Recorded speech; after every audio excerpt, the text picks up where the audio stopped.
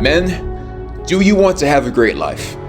Do you want to succeed? Do you want to thrive? Do you want to be a beast? Do you want to be the kind of man that can be looked up to and admired? The kind of man that other men want to be? Do you want to be that man? I'll tell you what you have to do. Do this one thing, and you will instantly be a lion in the nation of Shadow. Do this one thing, and you will instantly be in the top 5% of men. This one thing will make you a beast who makes professional athletes look lethargic. Do you think that's worth hearing? Listen carefully. Here's the one thing. Switch off the porn. This is not an afterthought of mine. This is not a secondary concern or a side issue. This is the issue. This is the thing that is leeching the life and the passion out of you. 90% of men in the US are addicted to this stuff. It's no wonder that testosterone levels are on the decline, and rapidly. Why men are less of men today than they've ever been.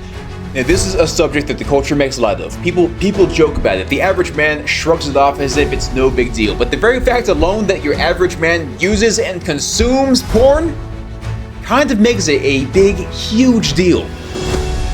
Porn is not a laughing matter. It ruins men, it victimizes women, and it enslaves children in more ways than one. Porn is evil. Full stop, end of story. It has no virtues, there are no benefits to using it. It is not a complex discussion, and there is no moral ambiguity to it. Porn is the bad guy, and the industry can't die soon enough. Listen to me, men. Stop it. Shut it down. This thing that you keep going back to is killing you, body, mind, and soul. It is wrecking your body, poisoning your relationships, corroding your mind, and hardening your hearts. It is death. But if you are in Christ, death no longer has any hold over you. It is time for men to be men, of men of God to answer the call. I know you men, you want to be exceptional. You want to be a man of substance. You want to be free. Okay, it is only natural to detest the idea of being a slave. So stop being a slave. Shatter the bonds that this habit has on you. These bonds cannot hold you. You are not beholden to your urges. Stop acting like you are. Stop acting like you are incapable of self-control. You are not hopeless, you are not too far gone, and you are one decision away from freedom. With God, all things are possible, not some, all, and He has allowed nothing to befall you that you cannot handle. You can handle this. You are a man. You are God's man. It is time to answer the call. You are made for more than you have settled for. God has called you for a purpose, and there is no serving two masters. You can't pursue your God-given purpose if you're clinging to this evil that is killing your spirit. Anything that distracts you from your purpose, from your goals, from everything that is good and godly, cast it out. It is done. Stop hanging your head in defeat, man. This enemy has not defeated you. It does not have control over you. It is not over. God has not abandoned you. Do you hear me? He is right there with you, and He is calling you to stand up. Even if you feel small now, even if you don't feel powerful today, it doesn't matter. God has called you for greatness. Go read the story of Gideon.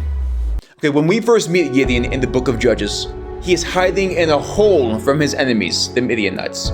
If we had seen him today with our own eyes, we would rightfully call him a coward. Then God sends an angel to Gideon with a message. What was the message? The angel said to Gideon, "You are a mighty warrior." You think God has any lower expectations of you? You would be mistaken. Now, you might not be going up against an army of 200,000 Midianite men, but you are at war with 200,000 temptations every day. You are fighting a daily spiritual battle with horde upon horde of demonic forces. Rise up, mighty warrior. Fight! I don't care how weak you felt in the past. I don't care how many times you have failed. God has called you to stand strong. You are a warrior for Christ. If God says it, you have no right to argue. It is the truth. That is what he has called you. Fight back! Nothing has come against you you cannot handle. God has provided everything you need to win. You can overcome. You will overcome. Put the pornography down. Drop the habit. Drop it. I'm not asking you to flee from it or get as far away from it as possible. I'm saying stomp on it. Grind it into paste. Put it to the sword. It doesn't get to live. This thing that's been killing you for all this time doesn't deserve your mercy, nor will it receive your mercy. Put it in the ground. It's dead. You killed it. Congratulations. You're free. Your last time viewing porn is not ahead of you. It is behind you. You are a man now. You've killed the thing that enslaved you for so long. The next time you hear that old voice of temptation whispering in your ear, you can turn to it and shout, "No! I killed you! You're dead! Dead things can't speak!" My friend, don't be afraid to speak ill of the dead in this case. I get that it is not easy to let go and never look back. I get it. I know it's hard. I have been there myself. I understand. In many ways, guys, I feel like I am talking to myself as much as you here. Man, I get it.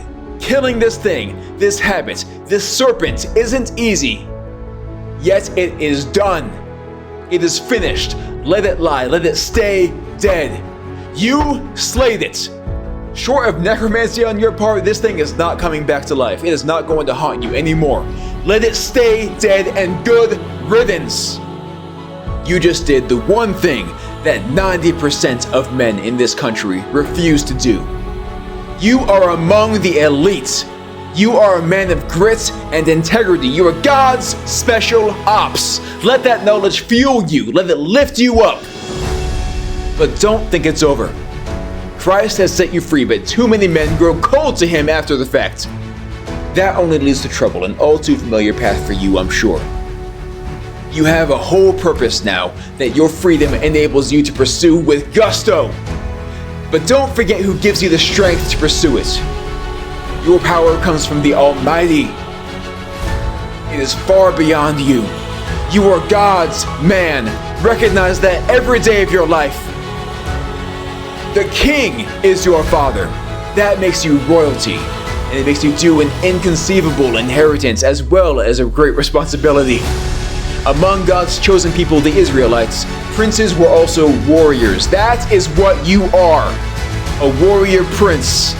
That means you are obligated every day to receive your orders from your commander-in-chief. Spend time every day with God. Put down the TV remote. Put down the smartphone, the Xbox controller. Make time for what will really fuel you and give you peace. Spend time in prayer and spend time in the Word. In the end, that is where your battles are going to be won. On your knees.